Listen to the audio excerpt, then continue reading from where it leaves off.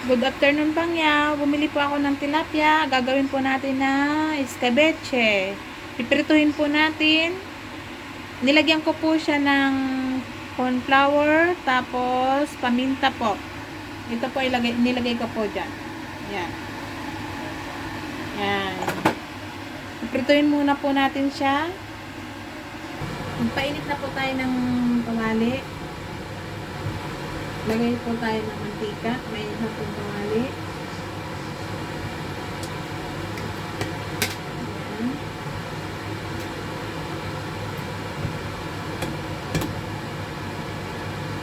Kailangan ko mainit na mainit yung kawali at mantika bago kayo magprito para hindi dumikit. Tapos maglalagay po tayo ng luya. 3 luya. Lalagayin po natin.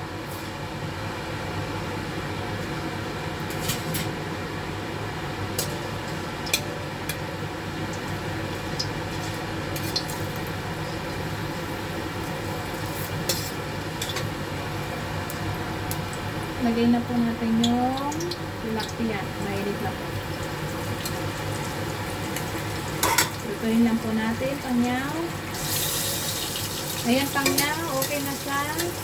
Kapunin na po natin. Luto na siya. Naprito na po natin. Kunti-kunti na lang. Hanguin ko na.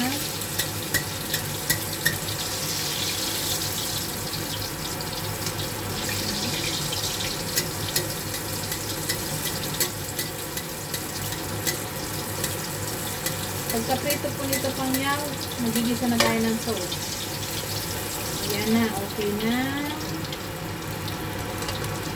Okay, tingnan na po. Diba?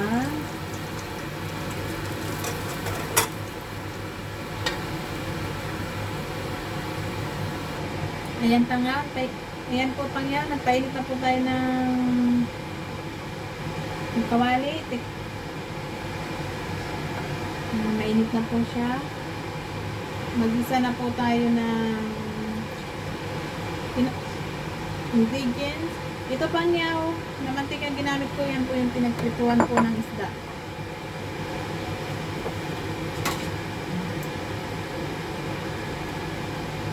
Unahin po natin ay luya. Ilalagay ko na lang po sa description ang ingredients ang ginawa ko po para po malinaw po. Luya,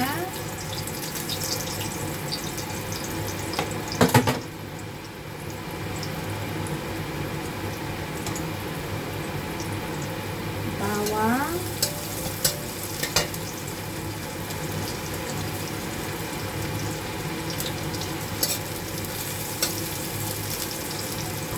white onion,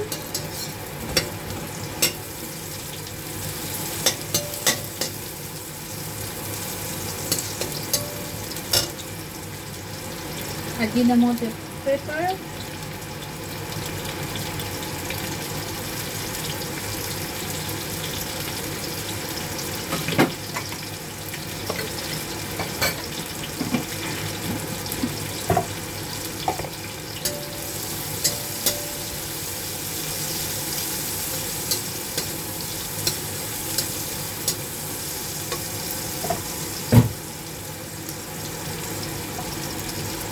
bell pepper,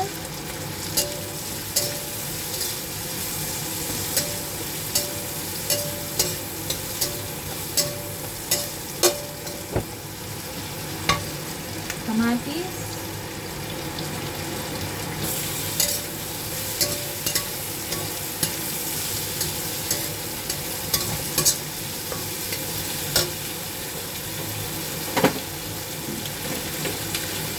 white wine,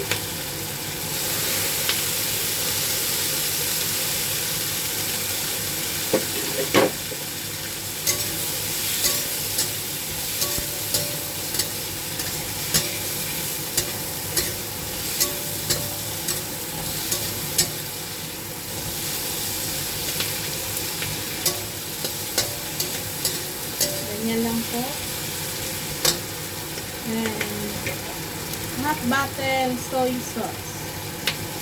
Sweet soy sauce. Nakapati lang po yan.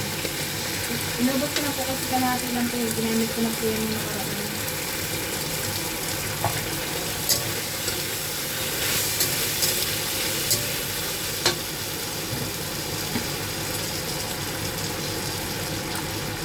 Half sugar.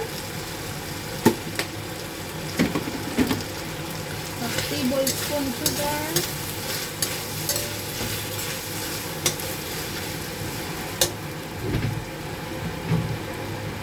1 teaspoon vinegar.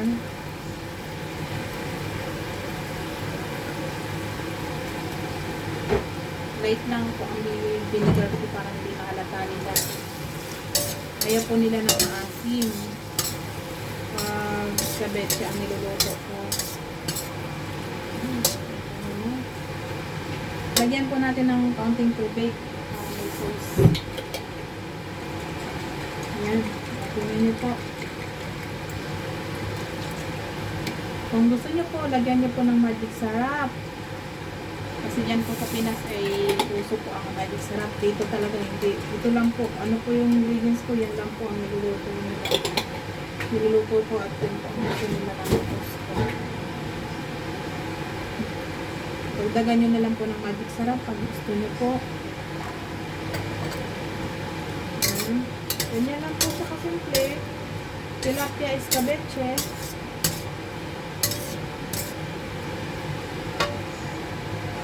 Lagyan po natin ng salt.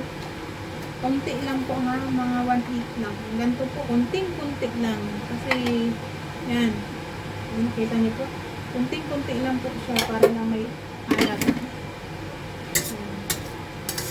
Kaya na po ang bahala sa simplang pangyaw. Okay na siya. Ganyan lang po ang escabeche ni Bicolana OFW. Lagyan na po natin yung piniritong tilapia. Ayan, o. Ito po, o. Kita niyo pong pagkaprito ko. Nilagyan ko po siya ng asin at ito po. Ay, asin na konti at ito po at cornstarch flour. Lagyan na po natin.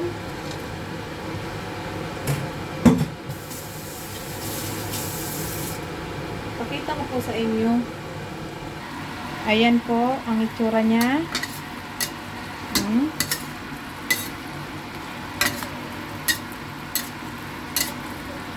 Diba? Ito na po siya. Okay na po siya. Salamat po, pangyaw.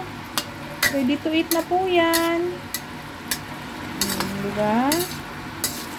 Yan ang alaha, Bicolana escabeche ng Hong Kong. Yan. Diba?